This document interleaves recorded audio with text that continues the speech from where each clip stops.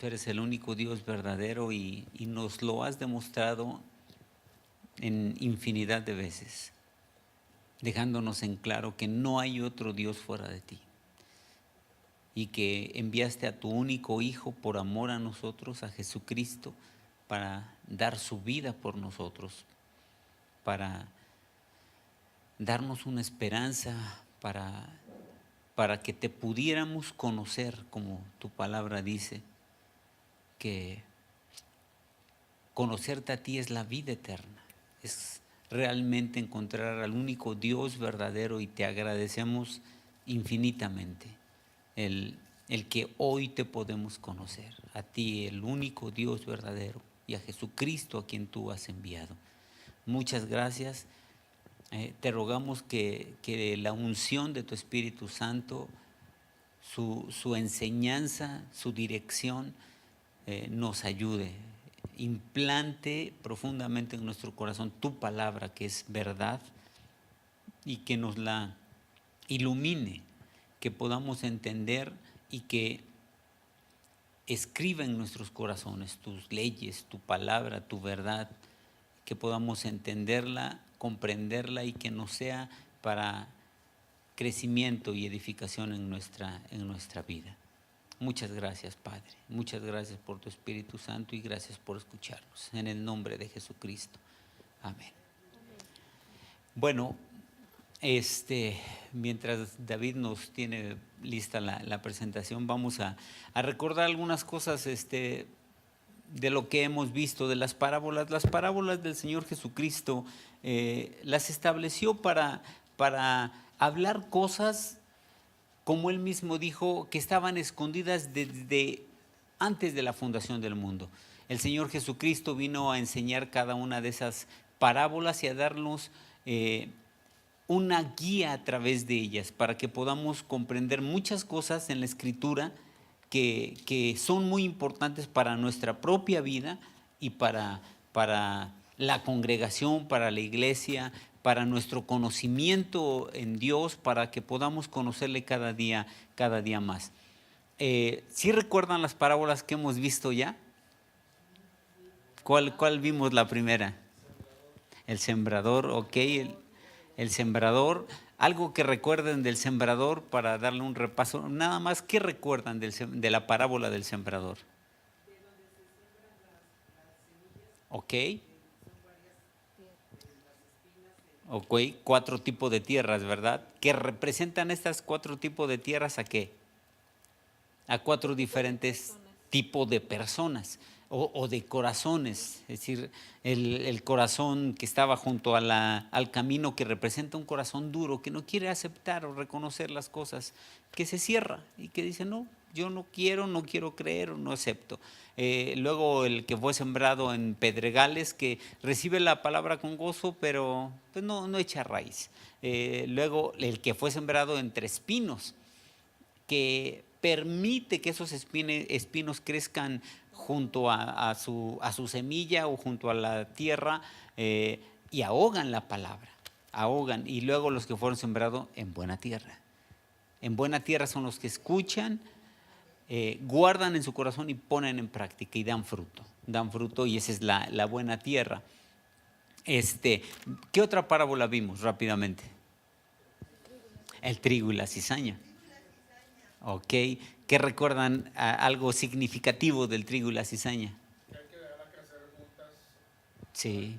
Cuando estén ya grandecitas, pues ya se pueden arrancar.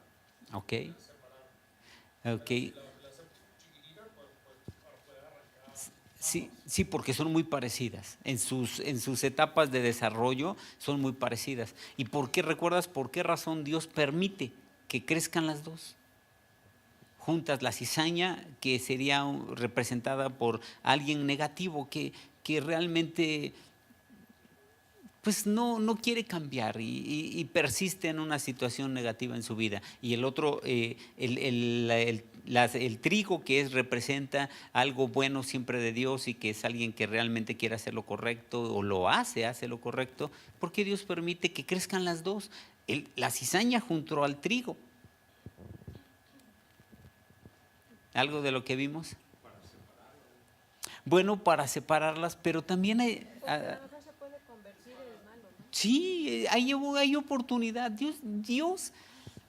Dios siempre ha sido un Dios de oportunidades, de paciencia, de misericordia, de compasión. Dice, te doy la oportunidad hasta el último tiempo de que te arrepientas. Dios siempre va a esperar y siempre anhela que nos arrepintamos. ¿Ibas a decir algo? Sí, que los dejaba crecer juntos hasta el día final para no dañar. Hasta el final, así es. No, la cizaña no es quitada sino hasta el último tiempo, porque Dios, si algo va a ser Dios, es Dios siempre va a tener misericordia y va a ser un Dios de oportunidades. Si la queremos tomar, Dios nos la da. Si no la queremos tomar, bueno, ya es una decisión personal. Dios no condena a nadie, nos condenamos solos, porque Él siempre pone, como Él dice, pongo delante de ti la vida y la muerte, el bien y el mal. Escoge la vida, dice en Deuteronomio. Así es que nosotros tomamos las decisiones. Pero bueno, no sé si David ya tendrás la presentación, David. ¿Sí? Gracias. Vamos a ver la parábola para que nos dé tiempo de ver esta parábola que es la sexta parábola en Mateo 13. Mateo 13 se caracterizó porque el Señor Jesucristo dijo varias parábolas. Esta parábola en especial tiene un gran significado para nosotros como la Iglesia de Cristo. Vamos a ver la parábola, así se llama, la parábola que es la perla de gran precio. Está en 2 versículos y en realidad son muy pequeños. Son 2 versículos muy pequeños, pero contienen un símbolo, una interpretación muy importante para la iglesia. Vamos a ver la siguiente diapositiva y ahí vienen los 2 versículos. Si alguien tiene el micrófono puede leerla. Son los 2 versículos de Mateo 13, 45 y 46.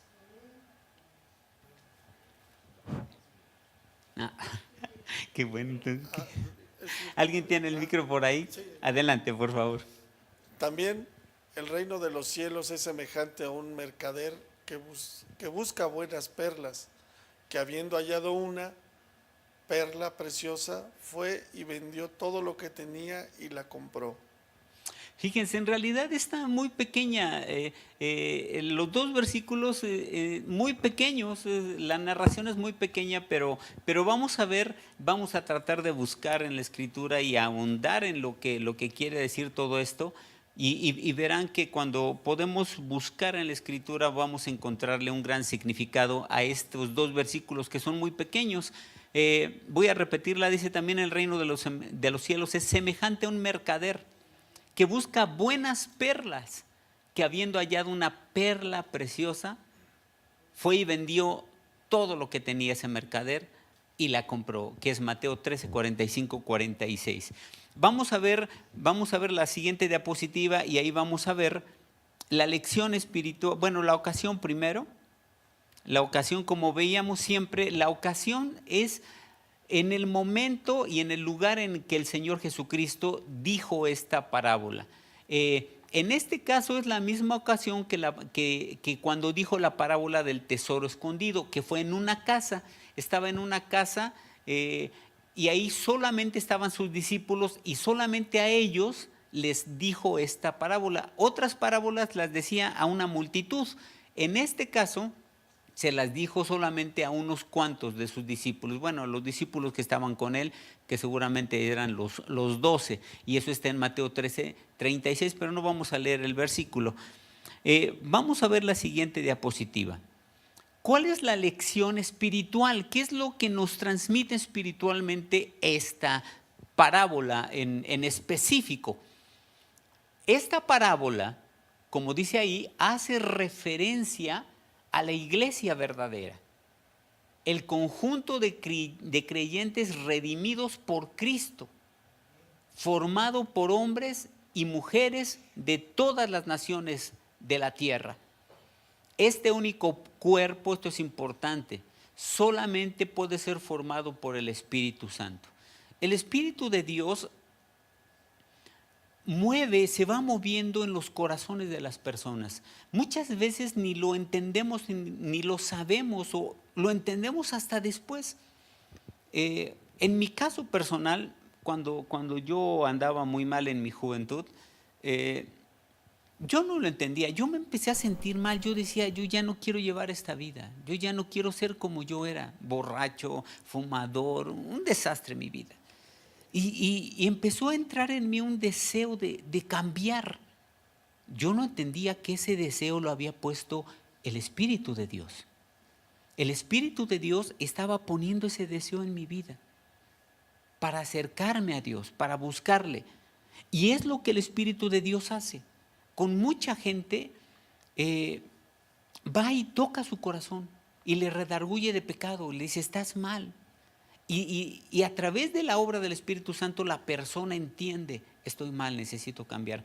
Hay muchos testimonios de personas que han dado ese testimonio, valga la redundancia, y han dicho, es que yo iba pasando enfrente de la congregación, yo iba pasando enfrente y de repente yo sentí muchas ganas de entrar, dije, yo quiero entrar y la verdad no sabía ni por qué.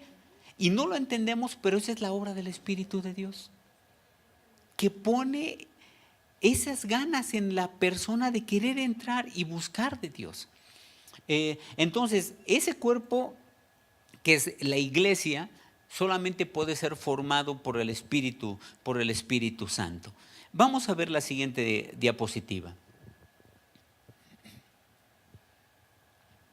Bueno, la iglesia antes del Nuevo Testamento, es decir, ustedes saben que en la Biblia está establecido lo que fue el Nuevo Testamento a partir de los Evangelios, Mateo, Marcos, Lucas y Juan y todos los demás escritos de Pablo y otros discípulos, y el Antiguo Testamento que va desde el Génesis hasta el libro de Malaquías. La iglesia dice antes del Nuevo Testamento, es decir, en el Antiguo Testamento permaneció como un misterio, permaneciendo oculta, escondida a la vista del mundo y aún a la del pueblo de Israel. Es decir, en la Escritura, en el Antiguo Testamento nunca se habla de la iglesia. Bueno, aparentemente. Aparentemente en el Antiguo Testamento, ya sea en cualquiera de los profetas, Isaías, Jeremías, Ezequiel, o de los profetas menores, Oseas, Joel, Amós, Abdías, Jonás, bueno, todos esos, aparentemente no se hablaba de la iglesia. No aparecía por ningún lado, pero sí está. Vamos a leer Efesios 3 del 1 al 10 y vamos a ver cómo ahí el apóstol Pablo habla de que era aparentemente un misterio, o era un misterio, pero fue revelado. Vamos a leer Efesios, quien tenga el micrófono, por favor, si puede leer esta escritura. Por favor. esta causa yo, Pablo, prisionero de Cristo Jesús por vosotros los gentiles, si es que habéis oído de la administración de la gracia de Dios que me fue dada para con vosotros, que por revelación me fue declarado el misterio, como antes lo he escrito brevemente. Leyendo lo cual podéis entender cuál sea mi conocimiento en el misterio de Cristo. Misterio que en otras generaciones no se dio a conocer a los hijos de los hombres, como ahora es revelado a sus santos apóstoles y profetas por el Espíritu, que los gentiles son coherederos y miembros del mismo cuerpo, y copartícipes de la promesa en Cristo Jesús por medio del Evangelio, del cual yo fui hecho ministro por el don de la gracia de Dios que me ha sido dado según la operación de su poder. A mí, que soy menos que el más pequeño de todos los santos, me fue dada esta gracia de anunciar entre los gentiles el evangelio de las inescrutables riquezas de Cristo, y de aclarar a todos cuál sea la dispensación del misterio escondido desde los siglos en Dios, que creó todas las cosas, para que el multiforme sabiduría de Dios sea ahora dada a conocer por medio de la Iglesia a los principados y potestades en lugares celestiales. Fíjense cómo aquí está hablando ya en este versículo 10, para que la multiforme sabiduría de Dios sea ahora dada a conocer por medio de la iglesia a los principados y potestades en los lugares celestiales. ¿Puede regresarnos al 5 y el 6, David, por favor? Al 5 y versículo 6, gracias. Fíjense cómo dice aquí: misterio que en otras generaciones no se dio a conocer a los hijos de los hombres, como ahora es revelado a sus santos, apóstoles y profetas por el Espíritu. Ese misterio, ahora el 6, este es el misterio, que los gentiles son coherederos y miembros del mismo cuerpo. ¿Cuál es el cuerpo de Cristo? La iglesia. Los gentiles son coherederos y miembros del mismo cuerpo, o en otras palabras, miembros de la iglesia, y copartícipes de la promesa en Cristo Jesús por medio del Evangelio. Este misterio solamente se le empezó a dar a conocer a los apóstoles y a Pablo. Bueno, Pablo fue un apóstol. A ellos se les empezó a dar este misterio, a darlo a conocer, que la iglesia de Cristo estaba desde el Antiguo Testamento, nada más que no se veía aparentemente. Vamos a ver, vamos a leer, David, ¿nos puedes poner Hechos 15, versículo 13? Vamos a leer del 13 como al 16, 17, y ustedes van a ver cómo ahí ahora Pedro habla de esto también, en esta parte de la escritura que está en el Antiguo Testamento, hablando de la iglesia de Cristo que estaba ahí, nada más que no se entendía que era la iglesia de Cristo. ¿Alguien más puede leer estos pasajes, por favor? Vamos a leer, yo creo que hasta el 16 o 17. Hechos 15, 13. Para que podamos ver ahí cómo está este pasaje. Entonces 15, vamos a leer hasta el 18, por favor. Y cuando ellos callaron, Jacobo respondió diciendo: varones, hermanos, oídme. Simón ha contado cómo Dios visitó por primera vez a los gentiles para tomar de ellos pueblo para su nombre. Y con esto concuerdan las palabras de los profetas, como está escrito: después de esto volveré y reedificaré el tabernáculo de David, que está caído, y repararé sus ruinas y lo volveré a levantar, para que el resto de los hombres busque al Señor, y todos los gentiles sobre los cuales es invocado mi nombre, dice el Señor, que hace conocer todo esto desde tiempos antiguos. Gracias. Vamos a volver a leer. David, ¿puedes volvernos a poner desde el 13 para poder ir con calma? Y veamos cómo desde aquí ya estaba hablando de algo que muchos no entendían. Dice el 13, cuando ellos callaron, Jacobo, que era el hermano del Señor Jesús, Jacobo respondió diciendo: varones hermanos, óiganme. Simón o Pedro ha contado cómo Dios visitó por primera vez a los gentiles. Dios los visitó para tomar de ellos pueblo para su nombre. El siguiente, por favor. Ahora, se va a referir a un pasaje del Antiguo Testamento. Con esto concuerdan las palabras de los profetas, como está escrito. Esto está allí en el Antiguo Testamento. Esto está en un pasaje del Antiguo Testamento que dice: después de esto volveré y reedificaré el tabernáculo de David, que está caído, y repararé sus ruinas y lo volveré a levantar, para que el resto de los hombres busque al Señor, y todos los gentiles. Dios estaba hablando de que en el Antiguo Testamento ya estaba la iglesia. Aquí está hablando de la iglesia, de nosotros, pero no se entendía. Cuando los judíos, hagan de cuenta, leían esto, el tabernáculo caído de David. Hay historia atrás de esto. No sé si sepan rápidamente. Ustedes recuerdan que Moisés levantó un tabernáculo. Si recuerdan, en el desierto. Levantó un tabernáculo para adorar a Dios. Resulta que en el tiempo de David, ese tabernáculo estaba en Silo. Pero el arca del pacto la habían capturado, no sé si se acuerdan de eso, lo han leído seguramente, los filisteos. Los filisteos habían atrapado el arca, la habían capturado, se la llevaron, Dios les mandó juicios, tuvieron que hacer de ofrenda unos ratones, unos tumores, porque Dios los había castigado. El arca la regresaron, pero ya no se regresó al tabernáculo, se regresó a otro lugar. Entonces David hizo algo que aparentemente no estaba escrito, no debía hacer. David, en lugar de ir por el tabernáculo de Moisés y traerlo a Jerusalén y traer el arca, David levantó otro tabernáculo. El tabernáculo que levantó Moisés lo dejó donde estaba. Él levanta otro tabernáculo en Jerusalén y va por el arca y la trae ahí.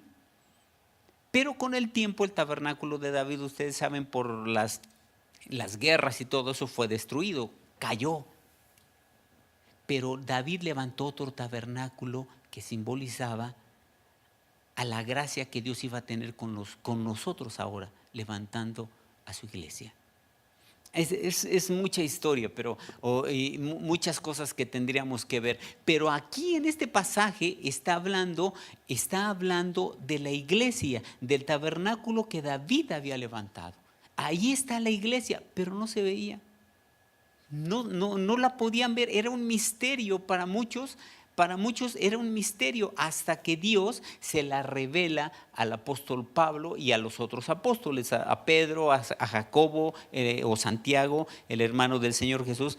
A los Jacobos, que eran Jacobo, hijo de Alfeo, hijo de Zebedeo, que eran discípulos de Cristo, y a Jacobo, el hermano del Señor Jesús, que tuvo un hermano que se llamaba Jacobo, a esos tres se les llamaba también Santiago.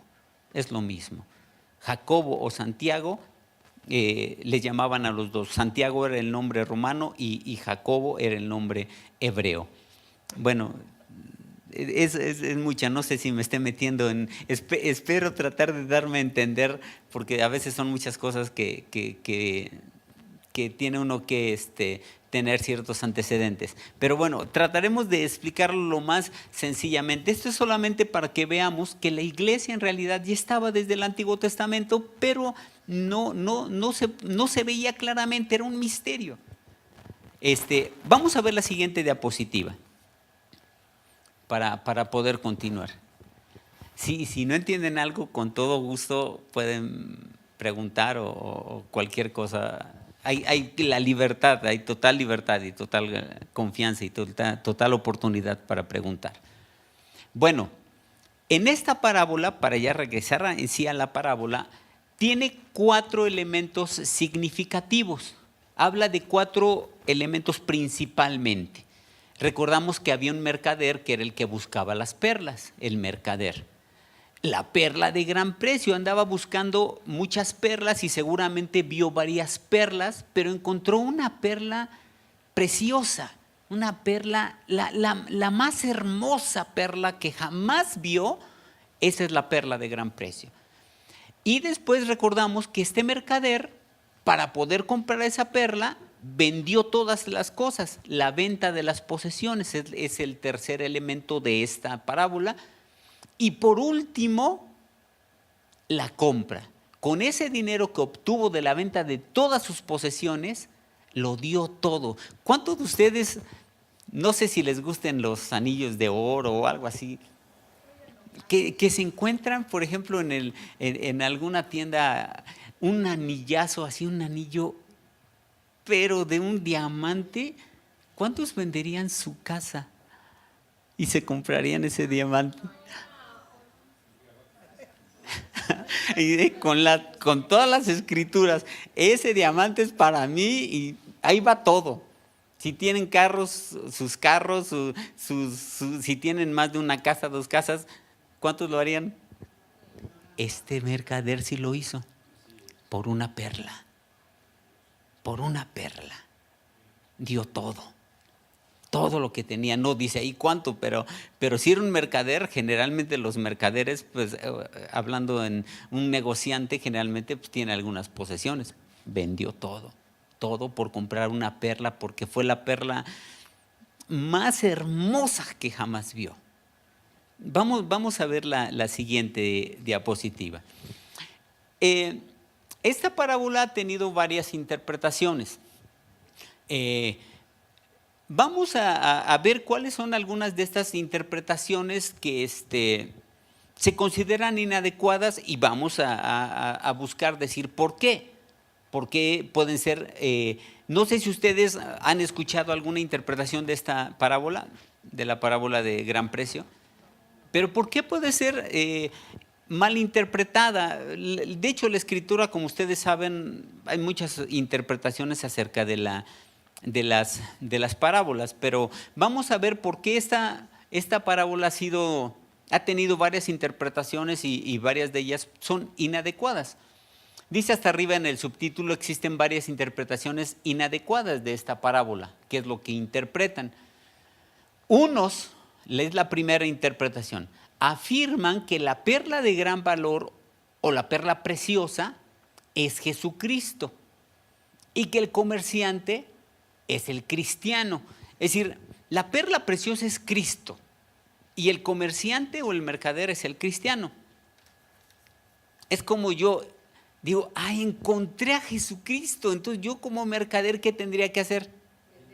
Vender todo. Pero como veíamos en la anterior, ¿Cristo está en la venta? Todas esas 3 tienen que ver con la ley. Ok. Es como si el cristiano creyera que por obras va a ser las 3 interpretaciones que estás poniendo ahí, es como pensaría un judío. Sí. Que nosotros podemos comprar la gran perla que es Cristo. Sí. Entonces eso habla de la ley. Y En esta cierto parábola nos va a hablar nada más de la gracia, que es tremenda, pero no me adelanto. Así es. Los judíos, como dijo nuestro compañero, e incluso muchos católicos, ¿cómo decimos que tenemos que ganarnos la salvación? Por obras. Tienes que hacer tu buena obra del día para ser salvo. Y vemos en la escritura, ya lo hemos visto, pero si no lo volvemos a leer, que Jesucristo hizo algo increíble por fe. La salvación es por fe, no por obras, para que nadie ¿qué? Se gloríe. Porque si no, digamos, si la primera tuviera razón y unos afirman que la perla de gran valor es Jesucristo y el comerciante es el cristiano, si yo como comerciante o como cristiano digo, yo pude comprar a Cristo, entonces, ¿cómo creen que me sentiría yo? No, pues sí, Juanito Camaney, claro, masco chicle, bailo, tengo y tengo Biblias de a montón. Claro, porque yo diría, yo merezco la salvación, ¿por qué? Porque pagué por ella. Pero no, la salvación es por fe. Entonces ya desde ahí, como dijo el compañero y tiene mucha razón, la primera interpretación es inadecuada, porque entonces la salvación tendría que ser por obras. Así de simple queda eliminada. Otra interpretación dice que la perla de gran precio es el reino de los cielos y que el comerciante es el corazón del cristiano, pero tiene que ver con lo mismo. Si yo quiero ganar el reino de los cielos y el comerciante es mi corazón, yo tengo que dar todo. Y sí, Dios dice que dimos todo, pero no para ganar la salvación. La salvación es por fe. Lo que pasa es que, como Santiago dice, la verdadera fe produce obras. No para ser salvo, sino porque tengo fe, entonces yo doy una buena obra. Pero no me hace salvo la obra, me hace salvo la fe que tengo en Cristo. Entonces, la segunda también. Una tercera posición, como ustedes pueden darse cuenta, hay varias interpretaciones de esta parábola. Una tercera posición afirma que el comerciante que andaba buscando las perlas es Israel. Anda buscando perlas y que la perla de gran precio es el Mesías. Pero Israel no busca muchos Mesías, no busca muchas perlas, porque si la perla de gran precio es el Mesías, eso quiere decir que las otras perlas también serían como ciertos tipos de Mesías. Y los judíos no andan buscando muchos Mesías. De hecho, pues lamentablemente no aceptaron al Señor Jesucristo, a su Mesías, a su precioso Mesías. No lo aceptaron. Entonces, la tercera también es inadecuada. Vamos a ver y vamos a buscar fundamentar por qué decimos cuál es la verdadera, la interpretación correcta de esta parábola. Vamos a ver la siguiente diapositiva. Bueno, vamos a ver a buscar la interpretación correcta de esta parábola. El mercader. El mercader se refiere a Jesucristo. En la parábola del sembrador, ¿quién era el sembrador? Jesucristo. Si ahí él se dice que es el Hijo del Hombre. En la parábola del sembrador, el que siembra es Jesucristo. En la parábola del trigo y la cizaña, ¿quién es el que siembra la buena semilla? Jesucristo también. Sí, él mismo dice que el hombre, el dueño de la casa, del terreno que siembra la buena semilla, es el Hijo del Hombre. Entonces, tenemos un antecedente desde las otras parábolas, que siempre el hombre, el dueño de la casa, el que hace todo esto es Jesucristo. Eso nos da una base clara para poder decir que, sin lugar a dudas, el comerciante de esta parábola también se refiere a Jesucristo. Claro, claro. Es evidente que es el Señor Jesucristo y quisiera nada más mencionar Sí, adelante. dos versículos. Uno que todos ustedes conocen, que dice: porque de tal manera amó Dios al mundo, que dio a su Hijo unigénito. Así es. Él es el que está dando todo. Y luego en Hebreos 12:2 encontramos, después de que habla acerca de la carrera, de cómo ser del cristiano, despojándose y todo, dice: puestos los ojos en Jesús, el autor y consumador de la fe, Así es. el cual, por el gozo puesto delante de él, Así es. sufrió la cruz, menospreciando el oprobio, y se sentó a la diestra del Padre. Así es. Ahí está la compra. Sí, claro, está muy claro. Como dice nuestro compañero, se nos anda adelantando, pero está muy bien. No, está muy bien, está muy bien. Muy bien la participación. Es muy claro que es Jesucristo por los versículos que da. Así es.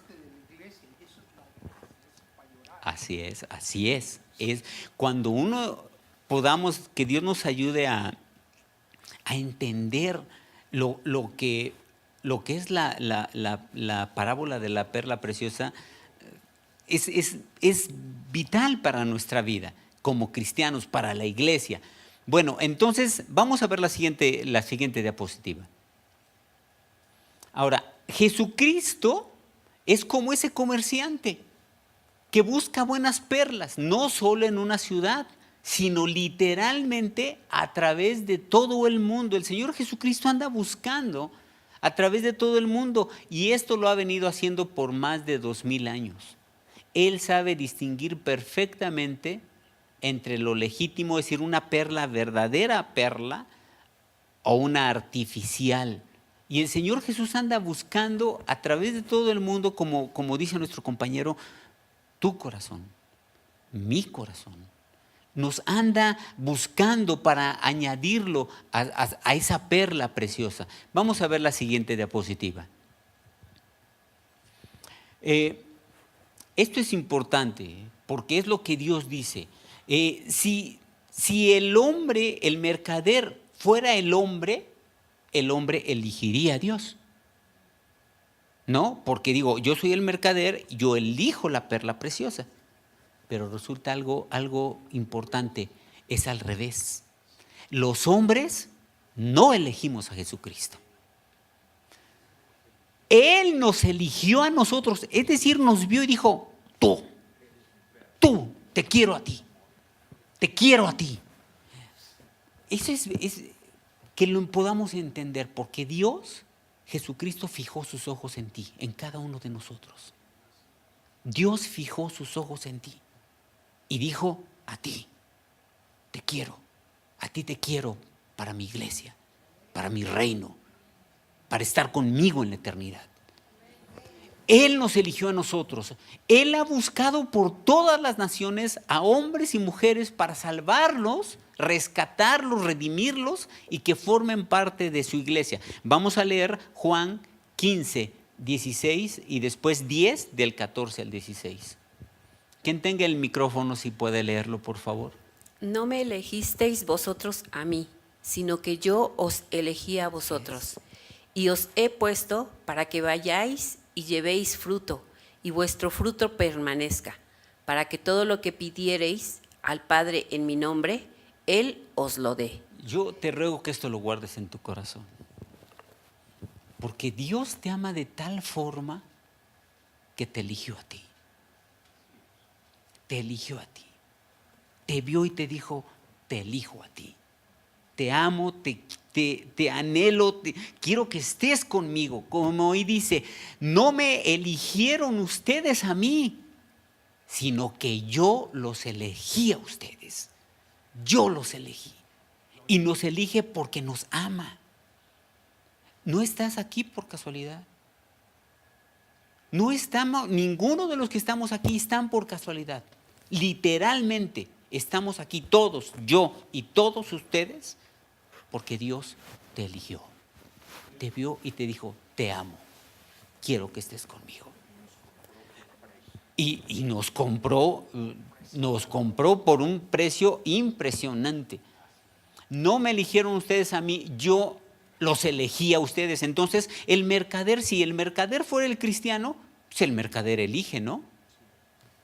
Ve la perla preciosa y le elijo. Por eso el mercader no puede ser el hombre. El mercader es Cristo, porque Él elige a la perla. Vamos a leer los siguientes versículos, 10, 14 al 16. Yo ¿Quién? soy el buen Ah, pastor gracias. y conozco mis ovejas y las mías me conocen. Así como el Padre me conoce y yo conozco al Padre y pongo mi vida por las ovejas. También tengo otras ovejas que no son de este redil. Aquellas también debo traer y oirán mi voz y habrá un rebaño y un pastor. Fíjense cómo dice este versículo. Jesucristo dijo, también tengo otras ovejas que no son de este redil de Israel, no son de este redil, son de otro lugar, son de otras naciones. Aquellas también debo traer. Oirán mi voz y habrá un rebaño y un pastor. Tú estás aquí porque escuchaste la voz de Cristo. Dios te trajo aquí porque Dios te ama. Con amor eterno te he amado, dice la Escritura. Vamos a ver la siguiente diapositiva. Bueno, entonces tratamos de dejar primero bien claro, es decir, la parábola dice que había un mercader que buscaba perlas bonitas o hermosas o finas. Encuentra la perla preciosa, vende todo y va y la compra. La perla de gran precio, ya vimos quién es el mercader. El mercader es Cristo, es Jesucristo. La perla de gran precio o la perla preciosa, como dice la Escritura, ¿quién es? ¿quién es esa perla preciosa? Amén, qué bueno que lo dices así.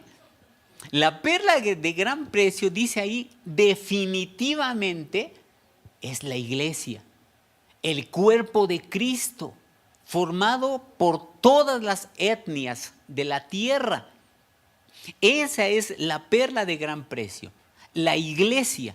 Ahora, el mar en donde se forma la perla es un prototipo simbólico de pueblos, naciones y lenguas en las escrituras. Eso es lo que el mar, cuando no en forma absoluta, pero el mar en las escrituras simboliza pueblos, naciones, la humanidad. Eso es lo que comúnmente, cuando ustedes vean el mar en las escrituras, les digo, no en todas absolutamente, pero en varias de las escrituras, el mar simboliza a naciones, a pueblos. Vamos a leer rápidamente para que podamos verlo en las escrituras. Apocalipsis 13:1, perdón. Quien tenga el micro puede leerlo, por favor. Me paré sobre la arena del mar y vi subir del mar una bestia que tenía 7 cabezas y 10 cuernos, y en sus cuernos 10 diademas, y sobre sus cabezas un nombre blasfemo. Ahí cuando dice, me paré sobre la arena del mar y vi subir del mar, por eso muchos intérpretes o muchos estudiosos de la escritura dicen que el mar, cuando sube la bestia del mar, simboliza que sube de una multitud de gentes o de naciones. Y en varias partes de la Biblia el mar va a simbolizar naciones, pueblos. Eso es lo que simboliza el mar. Eso es lo que nos quiere dar a entender. Entonces, la perla obviamente sabemos que está en el mar, y la perla es la iglesia. Vamos a ver la siguiente diapositiva. Bueno, entonces la perla es la iglesia, el comerciante es Jesucristo. Ahora, ¿cómo se forma una perla? ¿Por qué razón? Y esto nos va a ayudar a entender por qué el Señor Jesús pone como simbólico a la iglesia y a una perla. ¿Cómo se forma una perla? Es un proceso largo, efectivamente, es un proceso incluso. Y además se coge como casi que a pinza, con pinza y guantes de seda, así como que la arena. Sí, a veces por un guijarrito o una arena.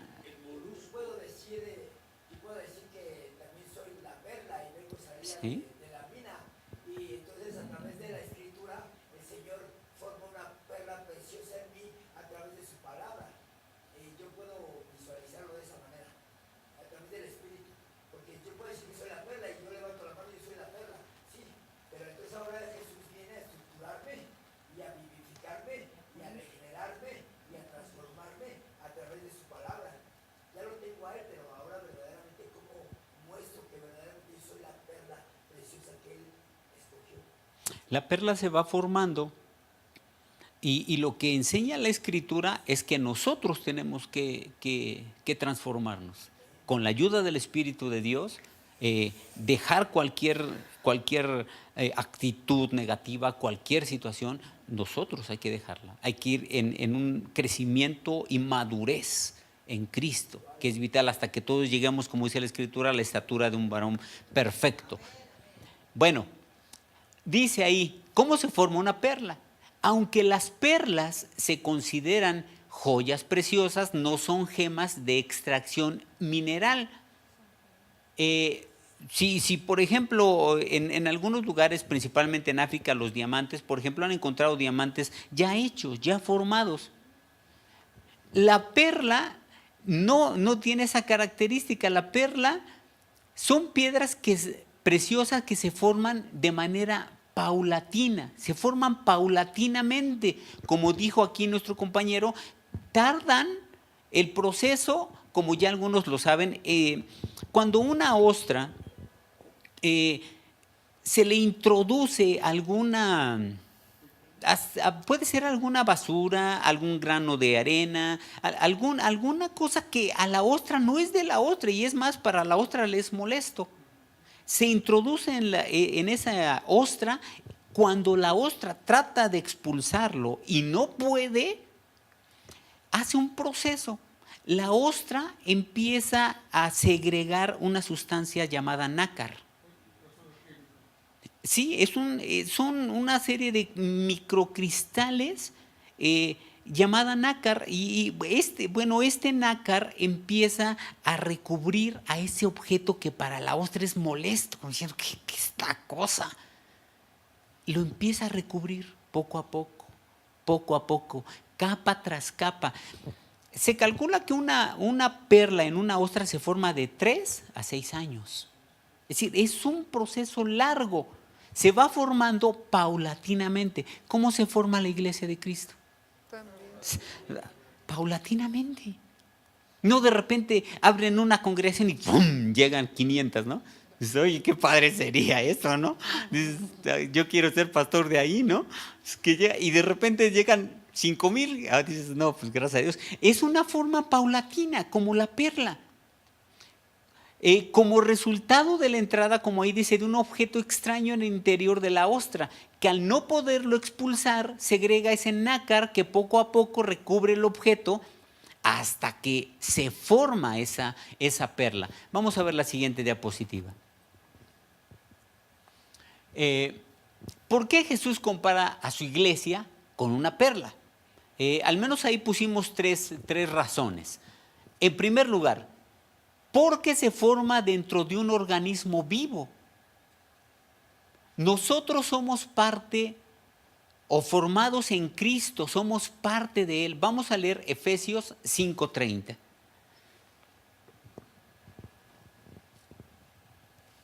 Adelante, Porque por favor. somos miembros de su cuerpo, de su carne y de sus huesos. Así es, como dice aquí Efesios 5:30, somos miembros de Cristo. No somos de algo muerto, sino de Jesucristo que está vivo. Somos parte de su cuerpo, de su carne, como aquí dice, de sus huesos. Segunda razón, porque su formación, como ya lo dijimos, es paulatina, como también lo es la iglesia. La formación de una perla es paulatina, también la iglesia, su formación hasta que llegue a ser la perla ya totalmente terminada, es paulatina. Vamos a leer Mateo 28:19, que este versículo yo creo que muchos se lo saben. Adelante, por favor. Por tanto, id y haced discípulos a todas las naciones, bautizándolos en el nombre del Padre y del Hijo y del Espíritu Santo. Se va haciendo paulatinamente, se va predicando en una ciudad o en un país, en otro país, hasta que llegó hasta ya todos los países conocen, y aún así se sigue predicando de Cristo. Es una formación de la iglesia, es una formación paulatina, como también lo es la perla dentro de la ostra, una formación paulatina. Tercera razón, porque cuando se ha terminado de formar, es una gema preciosa y de un gran valor como la iglesia misma. ¿Qué tan valiosa es la iglesia? Para Dios es todo. Para Dios es lo más precioso, a tal grado que Jesucristo se va a casar con su iglesia. No hay más. Efesios 5:27, por favor. Adelante. A fin de presentársela a sí mismo una iglesia gloriosa que no tuviese mancha ni arruga ni cosa semejante, sino que fuese santa y sin mancha. Fíjense cómo ve Dios, cómo ve Jesucristo a su iglesia. A fin de presentársela a sí mismo una iglesia gloriosa que no tuviera ni mancha, ni arruga, ni cosa semejante, sino que fuera santa y sin mancha, como eso, como la perla preciosa, la más preciosa. Cuando dice que el mercader va buscando perlas y encuentra una perla, la más preciosa, somos nosotros, la iglesia. Para Dios no hay algo más precioso que tú. Literalmente. Se forma solamente porque el molusco. Así es. Así es.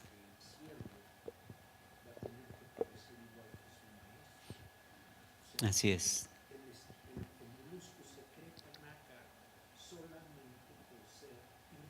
Así es. Sí, si no, si no le molestara, pues no hago nada. ¿Cuál es el problema, no? Claro, así es. Vamos a ver la siguiente diapositiva, por favor. Bueno, entonces ya vimos, el mercader es Jesucristo, que busca perlas, encuentra la perla preciosa que es la iglesia. Ahora, este mercader va a vender las posesiones. Esto ya lo dijimos en la parábola pasada, pero esa es una realidad. El pecador no tiene nada que vender para poder comprar nada. Ni a Cristo, ni la salvación, ni ninguna otra cosa espiritual. ¿Qué tenemos que podamos vender? Bueno, ahorita como hijos de Dios, Dios nos ha dado por su gracia, como Santiago dice, todo buena dádiva, todo don perfecto desciende de lo alto, del Padre de las luces, en el cual no hay mudanza ni sombra de variación. Como hijos de Dios ahorita, bendito sea Dios, Dios nos ha dado cosas, pero como pecadores, ¿qué teníamos?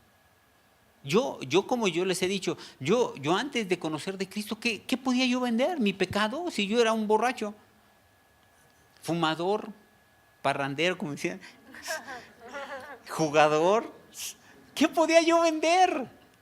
El pecador no tiene nada que vender para poder comprar nada, ni a Cristo, ni a la salvación, ni ninguna otra cosa espiritual, no tenemos nada.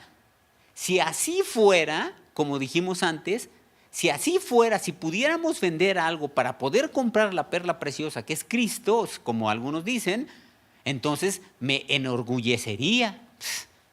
Oye, no, pues yo sí, no, pues ¿quién como yo? Diciendo, soy digno de la salvación porque pagué por ella. Vamos a leer, ya lo sabemos eso, como ahí dice, la salvación es por fe. Efesios. Porque por gracia sois salvos por medio de la fe, y esto no de vosotros, pues es un don de Dios. Este versículo siempre tenemos que sabérnoslo, tenemos que guardarlo en el corazón, porque esta es una realidad absoluta. Porque por gracia somos salvos, por la gracia de Dios somos salvos, por medio de la fe. Y esto no es de ustedes, pues es un don de Dios. Versículo 9, por favor, David. No por obras para que nadie se gloríe. Y aquí remata con claridad. No hay obra que valga, no por obras. Porque si no, nos gloriaríamos. Yo sí la hice, yo sí pude, yo pagué, yo me gloriaría. Si es por obras, ¿cuántas obras hiciste tú? Ay, no, pues yo hice como 20,000 millones de buenas obras. No, ¿y tú cuántas obras hiciste para estar aquí? No, yo como 30,000. No es por obras, para que nadie se pueda gloriar delante de Dios, para que todos le agradezcamos a nuestro Padre su inmensa misericordia de darnos esa fe para poder ser salvos. Vamos a ver la siguiente diapositiva, por favor.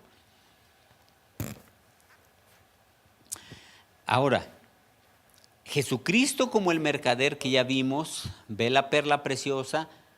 Para poder comprarla, tenía que vender todas las posesiones. Y algo que sí establece la Escritura con claridad es que Jesucristo sí vendió todo lo que tenía para poder comprar a su iglesia. Jesucristo sí dio todo, absolutamente todo. Vamos a ver al menos estas tres, podríamos ver más, pero creo que viendo estas tres es muy claro todo lo que Él hizo. Gracias. Vamos a leer estos pasajes. Por favor, adelante. Ahora pues, Padre, glorifícame tú al lado tuyo, con aquella gloria que tuve contigo antes que el mundo fuese. Fíjense cómo aquí Jesús le está diciendo, hay muchos pasajes acerca de esto, podríamos ver muchos versículos que hablan de cómo Jesús dejó su gloria, pero bueno, pusimos Juan 17:5. Aquí está haciendo Jesús una oración por sí mismo, en este pasaje de Juan 17:5, y le dice al Padre, ahora pues Padre, vuélveme a glorificar, o glorifícame tú al lado tuyo, con aquella gloria que tuve antes que el mundo fuera, porque esa gloria la dejé para poder venir a rescatar a todos aquellos a quienes amo. Él dejó toda su gloria. El siguiente punto, por favor. Su divinidad. Vamos a ver cómo Él deja su divinidad. Filipenses 2, del 5 al 7. Haya pues en vosotros este sentir que hubo también en Cristo Jesús, el cual, siendo en forma de Dios, no estimó el ser igual a Dios como cosa a que aferrarse, sino que se despojó a sí mismo, tomando forma de siervo, hecho semejante a los hombres. ¿Podemos leer otra vez el 6, David, por favor? Fíjense, adelante por favor, si luego le sale. El cual, siendo en forma de Dios, no estimó el ser igual a Dios como cosa a que aferrarse. Fíjense qué cosa. Sí, pues sí estaba ahí con él. El cual, siendo en forma de Dios, él es Dios, pero siendo en esa grandeza tan, es que no tenemos ni idea. La verdad es que decimos Dios y su grandeza, no tenemos ni idea. Si nosotros viéramos a Jesucristo, nos pasaría mínimo lo que le pasó a Juan. A Juan el Evangelista, cuando en Apocalipsis dice que él estaba y de repente escucha la voz del Hijo del Hombre y Juan lo conoció humanamente. Pero cuando Jesús se le manifiesta en su gloria, ¿qué le pasó a Juan? Se fue de espaldas. No pudo, se cayó, porque el cual, siendo en forma de Dios, no estimó el ser igual a Dios como cosa que aferrarse, sino se despojó.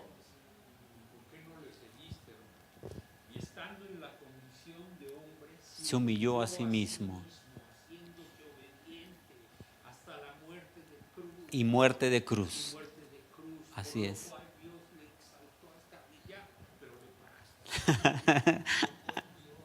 Sí, así es, efectivamente.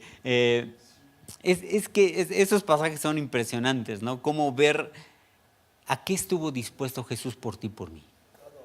A todo, a todo, a todo, absolutamente a todo, por ti y por mí.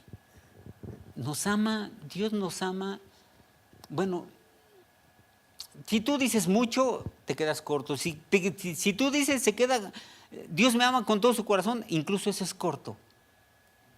Dios nos ama inefablemente. Si no hay palabras para expresar el amor que Dios nos tiene a nosotros, no hay forma, no hay palabras. También dejó sus riquezas. Eso está escrito muy claramente en 2 de Corintios y otros pasajes, pero vamos a leer 2 de Corintios 8:9. Adelante, por favor, quien tenga el micro. Porque ya conocéis la gracia de nuestro Señor Jesucristo, que por amor a vosotros se hizo pobre, siendo rico, para que vosotros con su pobreza fueseis enriquecidos. Fíjense lo que aquí dice. Porque ya conocen la gracia de nuestro Señor Jesucristo, que por amor a nosotros, lo enfatiza, se hizo pobre siendo rico, para que ustedes con su pobreza fueran enriquecidos. En clases anteriores habíamos dicho, ¿dónde merecía nacer nuestro Señor Jesús? ¿Qué lugar hubiera sido digno? Ninguno, pero al menos ¿en dónde pudo haber nacido? Pues en un castillo, en el castillo de Herodes, al menos, en el palacio de Herodes.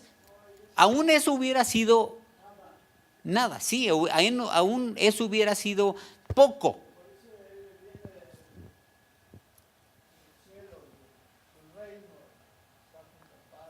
Sí, Jesús pudo haber nacido ahí, ser acostado en una cuna hermosa, en la cuna más hermosa jamás hecha. ¿Y qué cuna le tocó? Un pesebre donde los animales comen o beben. Por amor de Dios.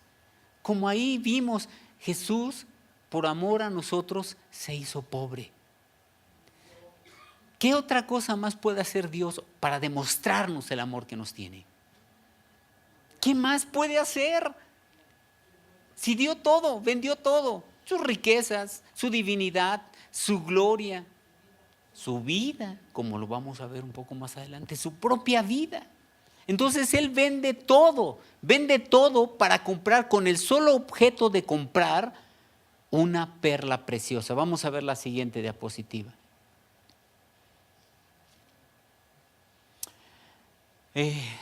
La compra de la perla.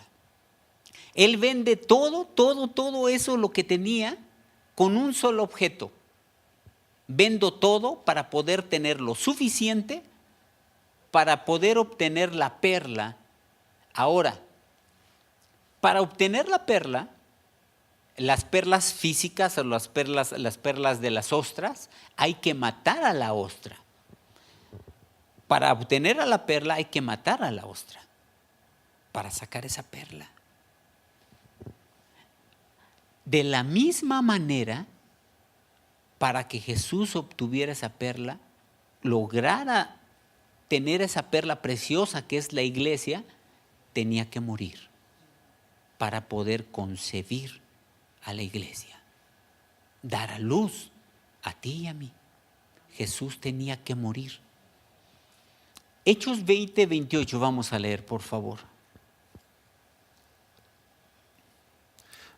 Por tanto, mirad por vosotros y por todo el rebaño en que el Espíritu Santo os ha puesto por obispos, para apacentar la iglesia del Señor, la cual Él ganó por su propia sangre. En este pasaje está hablando lo que Jesús hizo, cómo el Señor Jesús pone esta situación de la iglesia, la cual dice Él ganó por su propia sangre. La palabra original, cuando dice Él ganó, es adquirió o compró. En el griego esa palabra, en lugar de Él ganó, porque aquí se puede decir como que concurso, ¿no? O de fuercitas, ¿no? Te la gané. No, ahí la palabra original que viene del griego es adquirió o compró, la cual Él, la iglesia, la cual Él compró por su propia sangre. Y vamos a ver el otro pasaje que es Primera de Pedro.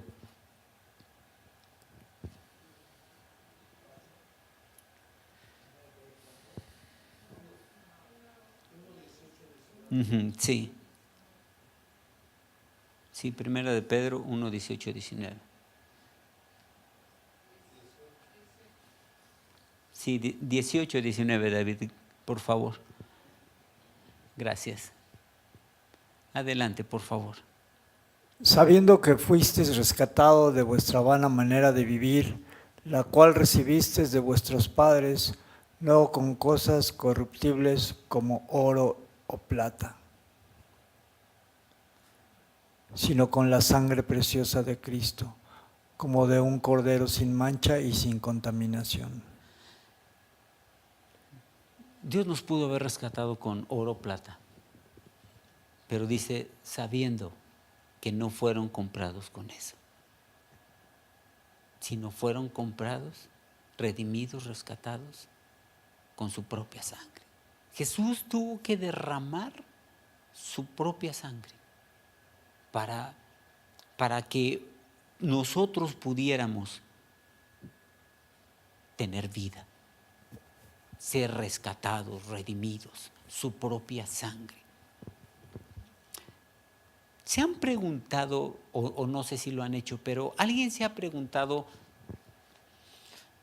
¿por qué Jesús tenía que sufrir tanto? Azotes, las llagas, escupido.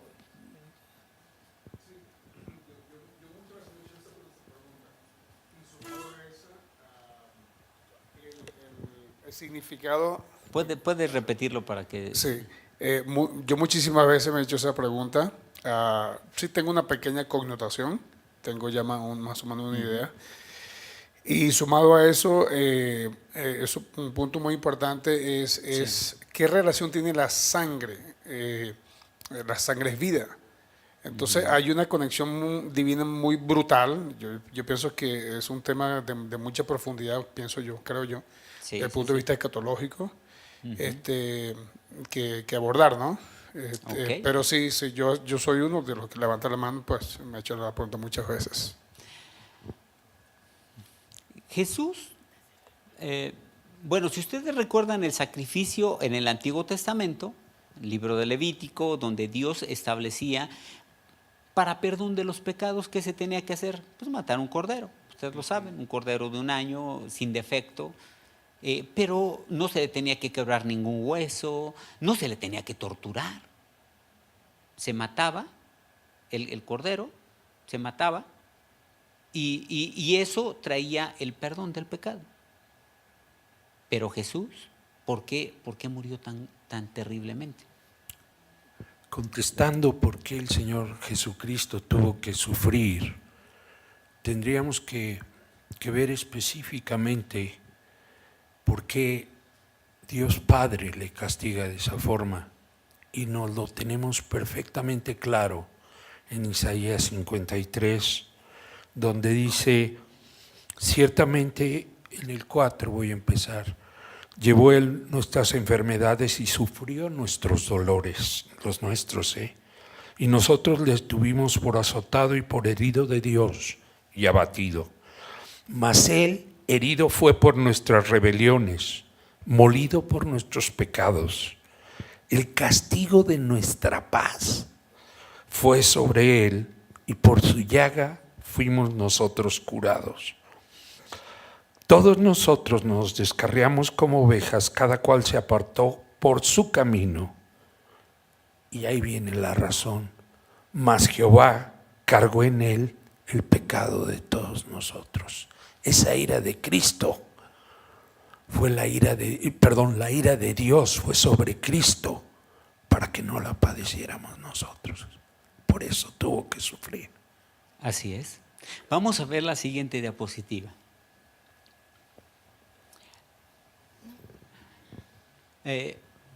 ¿Por qué Jesús sufrió tanto? ¿Por qué tanto dolor? ¿Por qué tanto golpe, escupitajo? Vamos a verlo, sí. Adelante, por favor.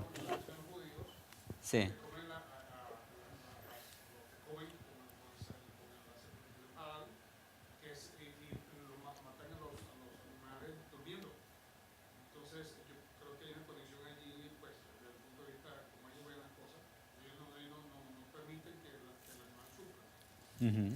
Sí, tratan de, sí, y eso es bueno. Eso es bueno. Lo que muchos nunca pudieron entender por qué Jesús tan torturado literalmente. No hay peor muerte creada por el hombre que la cruz. No la hay. Ni la silla eléctrica, ni pues menos ni la horca, ni la guillotina, ninguna de esas es tan cruel, tan dolorosa, tan terrible como la cruz. ¿Por qué Jesús sufrió tanto? El compañero ya leyó, se nos adelantó un poquito en Isaías 53, 4, 5, pero vamos a ver el primer punto. En primer lugar, dice la Escritura, ciertamente llevó Él nuestras enfermedades, dice en Isaías. Por eso, Él llevó nuestras enfermedades y sufrió nuestros dolores. ¿Por qué fue tan azotado y herido? En primer lugar, para llevar nuestras enfermedades y sufrir nuestros dolores. Dios anhelaba darnos una salvación absoluta, completa, total. No quería salvarnos y decir, bueno, te salvo, pero pues ahora sí estás a tu suerte. Quería proveernos de todo. Y, como dijo el compañero, ese castigo, esa ira, iba a caer, para que no cayera sobre ti, iba a caer sobre su Hijo amado, sobre Cristo, para que no cayera sobre nosotros. Él llevó nuestras enfermedades y sufrió nuestros dolores. ¿Por qué fue herido? ¿Por qué tantas heridas? Por nuestras rebeliones. Como dijimos en una clase, pasadas, nuestras rebeliones pasadas, nuestras rebeliones presentes y futuras. El Señor Jesús por eso sufrió de esa forma tan terrible, porque tenía que perdonarnos nuestros pecados pasados, nuestros pecados si hoy cometemos uno o los que vayamos a cometer. Todos esos pecados iban a ser perdonados por todas las heridas que iban a caer o iba a sufrir el cuerpo de nuestro Señor Jesucristo. Por eso, molido, es decir, ¿por qué tantos golpes? Pues por todos nuestros pecados.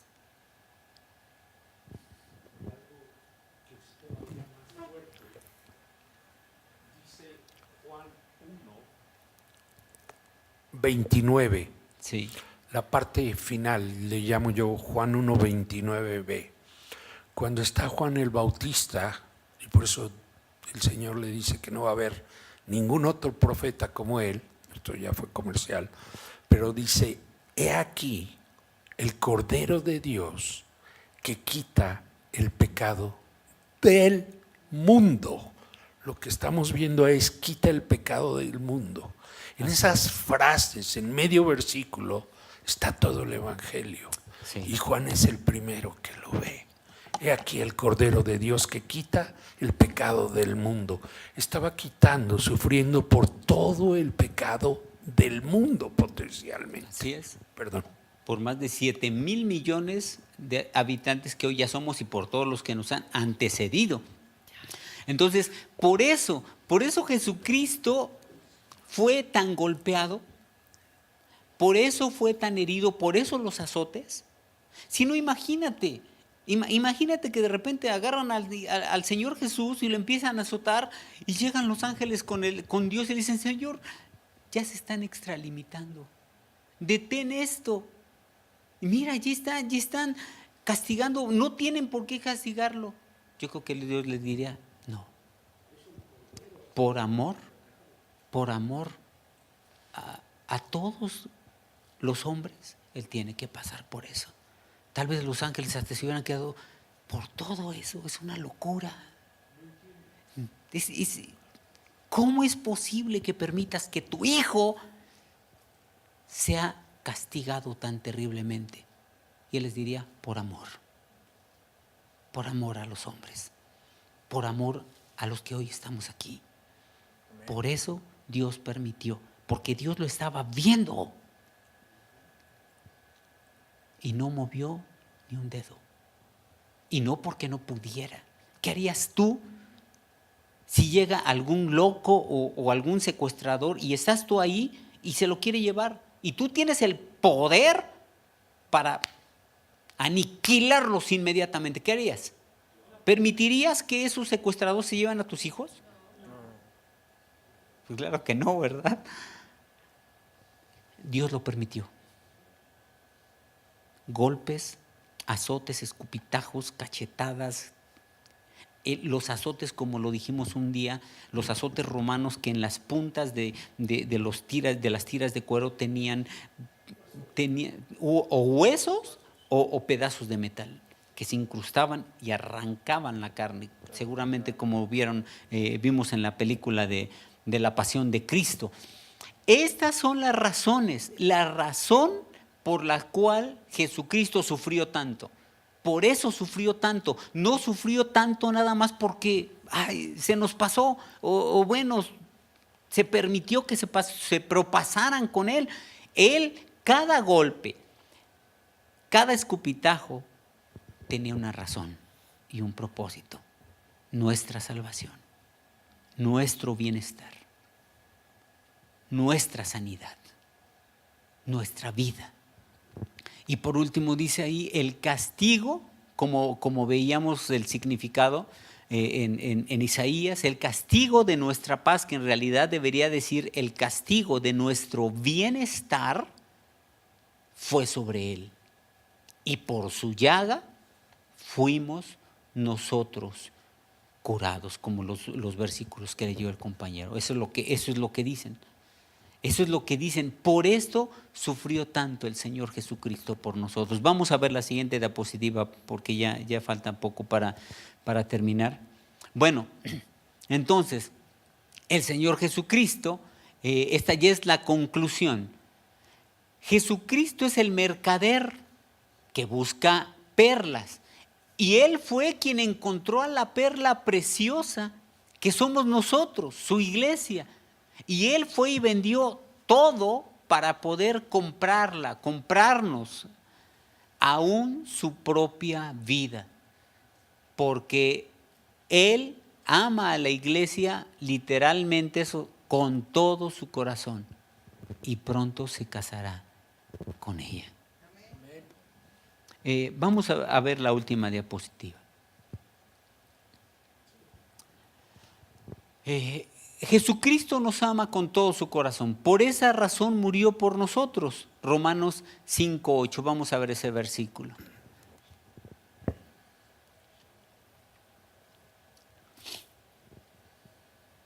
Ahorita que lo ponga David, si lo puede, quien tenga el micro, si lo lee, por favor. Mas Dios muestra su amor para con nosotros, en que siendo aún pecadores, Cristo murió por nosotros. Eso es amor. En otra parte de la Escritura dice, con todo alguno morirá por el justo.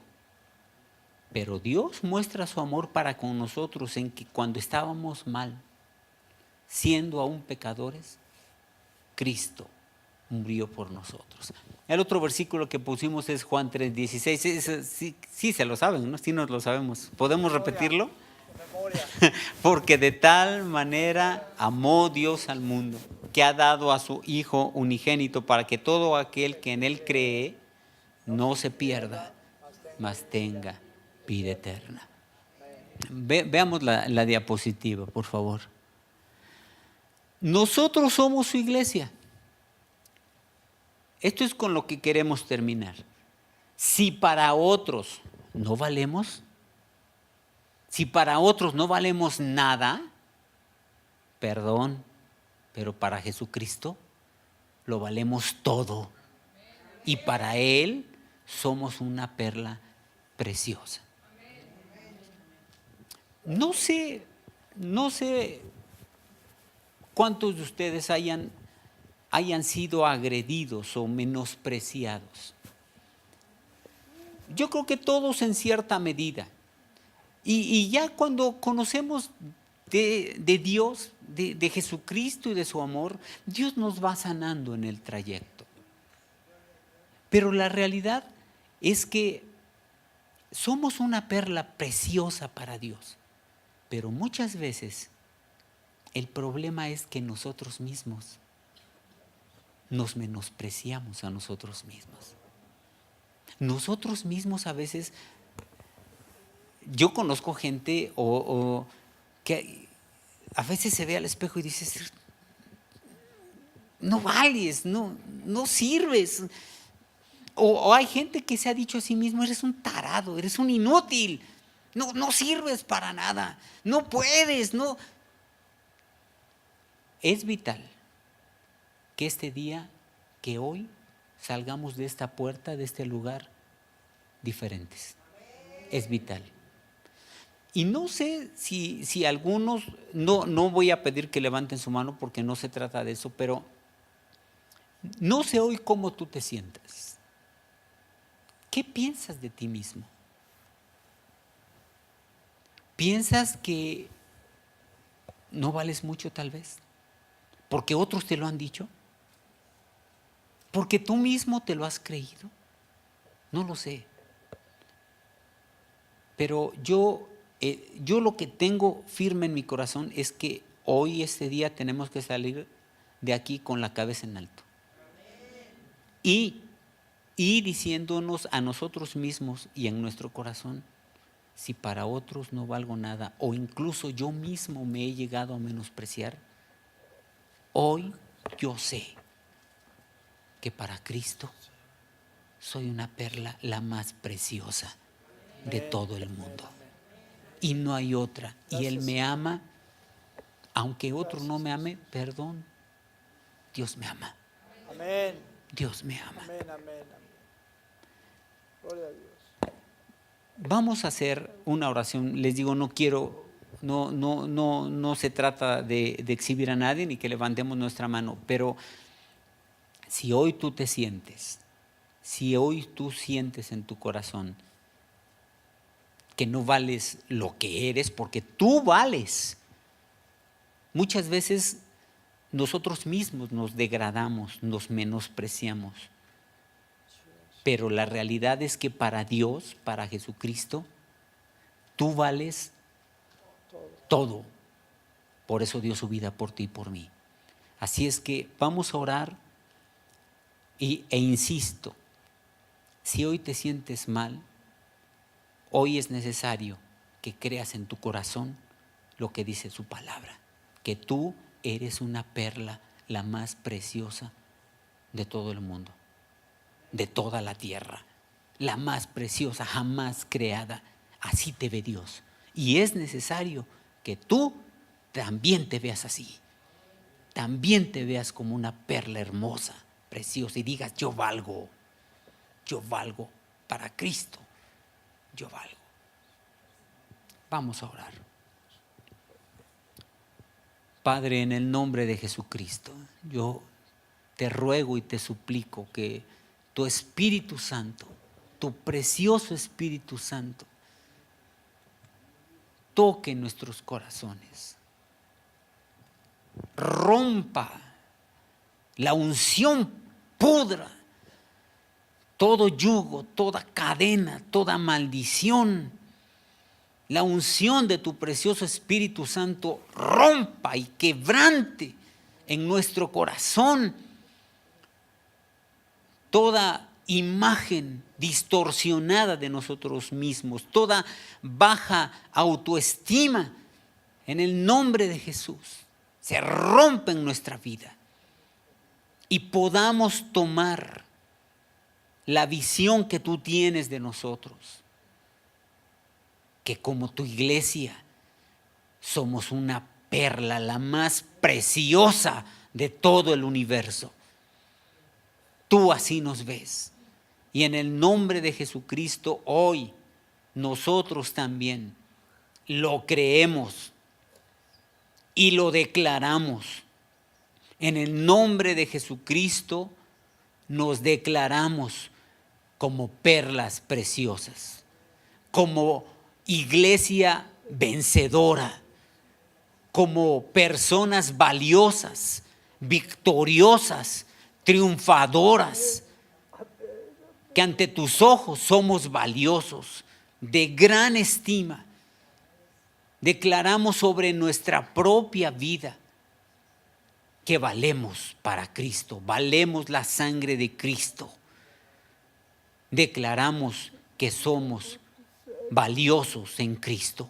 En el nombre de Jesucristo echamos de nuestra vida cualquier declaración negativa, cualquier declaración, cualquier idea de menosprecio, porque ante tus ojos somos preciosos y así lo declaramos y lo creemos en nuestra propia vida. Muchas gracias, Jesucristo. Gracias por dar tu sangre, tu riqueza, tu divinidad, tu gloria, tu propia vida por nosotros. Gracias por amarnos de esa forma, Padre. Gracias, Jesucristo. En el nombre de Jesús. Amén. Dile al que está a tu lado, tú eres una perla preciosa. Tú eres una perla preciosa. Tú vales. Tú eres de gran valor. Tú eres de gran valor. Dios te ama. Dios nos ama. Dios nos ama. Bendito es el Señor. Amén. Que Dios les bendiga.